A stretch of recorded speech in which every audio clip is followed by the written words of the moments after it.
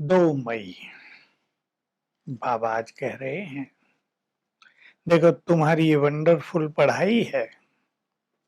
एक तो तुम आत्माएं पढ़ते हो और परमात्मा पढ़ाते हैं, लेकिन पढ़ते यहाँ हो, पद पाते हो अगले जन्म में 21 जन्म के लिए। इस पढ़ाई से तुम्हें राजाई मिलती है। यहाँ लोग पढ़ते हैं, उसी जन्म में साथ साथ पद पाते हैं। शरीर छूट गया तो पढ़ाई वहीं पूरी हो जाती है। तुम्हारी कितनी वंडरफुल पढ़ाई है। आज के गीत पर बाबा ने बड़ा आनंद लिया है। दूर देश का रहने वाला आया देश पर आए। तो बाबा कह रहे हैं, बाप कहाँ दूर देश रहते हैं और कौन से पराये देश में आए हैं। मैं आया हूँ इस रावण के पराये देश में। ये मेरा देश नहीं है। मेरा स्थापित किया हुआ देश तो सतयुग है, उसमें मैं नहीं आता। और मेरा अपना देश परम धाम है, वहां से आता हूँ।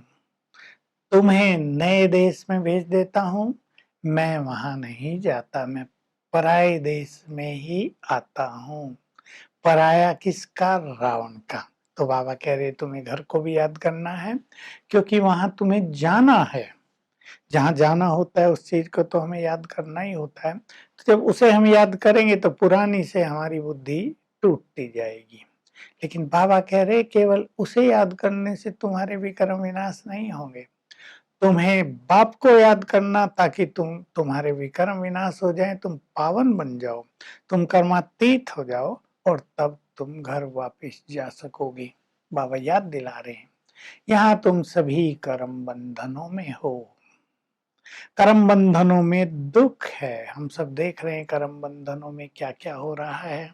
आजकल तो संबंध भी बहुत बड़े बंधन है, जिसमें मनुष्य बहुत कष्ट पा रहा है। और बाबा याद दिला रहे हैं, तुम्हें मैं देवी संबंधों में ले जाता हूँ, जहाँ कर्म बंधन होता नहीं, जहाँ सुख ही सुख है। इन संबंधों में तुम देवता बन जाते हो। तुम्हारा संबंध मुझसे हुआ है। तुम कहते हो बाबा हम तो आपके ही हैं, आपके ही थे, आपके ही रहेंगे। बाबा स्वीकार करते हैं। भक्ति में भी हम सब ये कहते आते थे, बाबा हम सब आपके हैं। तो पढ़ाई पर बाबा बहुत ध्यान दिला रहे हैं आज फिर, और कह रहे हैं तुम्हें अपना चार्ट रखना है। पढ़ाई इंपॉर्टेंट चीज है, इसलिए झरमुई झंगमुई में, व्यर्थ की बातों में, तेरी मेरी में अपना टाइम वेस्ट नहीं करना है। ये इंपॉर्टेंट बात है। किसी बुरे संग में आकर, देवभान में आकर पवित्रता को छोड़ नहीं देना है। ये 2 मुख्य शिक्षाएं हैं। बच्चे बुरे संग में आते हैं, देह अभिमान में आ जाते हैं, भूल जाते हैं हम आत्माएं हैं, या ब्रह्मा के बच्चे हम भाई बहन हैं, और काम के वश हो जाते हैं। माया गिरा देती है। माया तुम्हारे सुंदर बगीचे को उजाड़ देती है। तो बाबा बहुत ध्यान दिला रहे हैं, टाइम वेस्ट न करो। बहुत अनमोल समय है, बहुत सुंदर समय है, नहीं तो अंत में पश्चाताप होगा। बाबा साक्षात्कार कराएंगे कि देखो तुम्हें इतना इतना समझाया था, तुमने टाइम वेस्ट बहुत किया, तुमने पढ़ाई पे ध्यान नहीं दिया, तुमने अपने को सुधारा नहीं, योग नहीं किया, तुम्हारे विकर्म विनाश नहीं हुए, अभी तुम्हारा पद भी कम हो गया, और ये तुम्हारे लिए सजाएं हैं, तुम्हें सजा खानी पड़ेंगी। बाबा भगवान है, खिवैया भी है। तुम्हें राह दिखा रहे हैं, तुम्हें राह दिखाने वाला मिला है। तुम भी अब औरों को राह दिखा रहे हो। वो भगवान भी है, इस दुनिया को सुंदर बगीचा बना रहे हैं। तुम्हारा सुप्रीम कमांडर है वो शिव बाबा। देखो कितनी नशे की बात है। हमारा कमांडर शिव बाबा। बाबा कह रहे यादवों का कमांडर तो शंकर है। हंस रहे हैं कि वास्तव में यादवों का कोई कमांडर होता नहीं, शंकर की प्रेरणा से कोई विनाश होता नहीं, ये तो ऑटोमेटिक होता है। बॉम्ब्स बना दिए हैं, वो छूटेंगे, उनसे महाविनाश होगा। लेकिन फिर भी बाबा लाइट की ताज की बात भी कर रहे हैं। तुम ब्राह्मणों को लाइट का ताज है पर दे नहीं सकते, इसलिए विष्णु को दे दिया है, देवताओं को दे दिया है, पर इस समय तुम लाइट का ताज प्राप्त कर रहे हो। देखें हम अपने सिर पर चारों ओर प्रकाश का ताज, पवित्रता का मोहताज। तो बाबा कह रहे हैं शंकर द्वारा विनाश नहीं होता, ये तो होगा ही।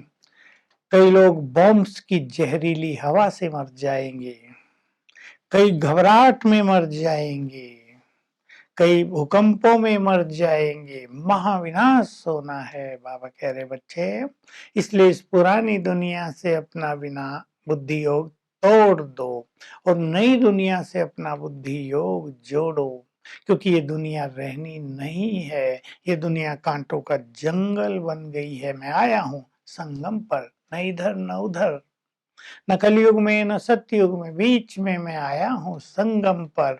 इस संसार को स्वर्ग बनाने के लिए आया हूँ, फूलों का बगीचा बनाने को आया हूँ। तो इस कांटों के जंगल को आग तो लगेगी, तुम्हारे लिए फूलों का बगीचा मैं रच रहा हूँ।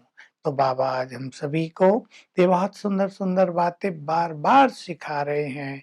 पुरानी दुनिया से वैराग धारण करो, उससे बुद्धि योग तोड़ो, नहीं तो तुम उसी में फंसे रहोगे तो तुम्हारे विकर्म कैसे विनाश होंगे। बाबा याद दिला रहे हैं, तुम सब आत्माएं एक्टर्स हो।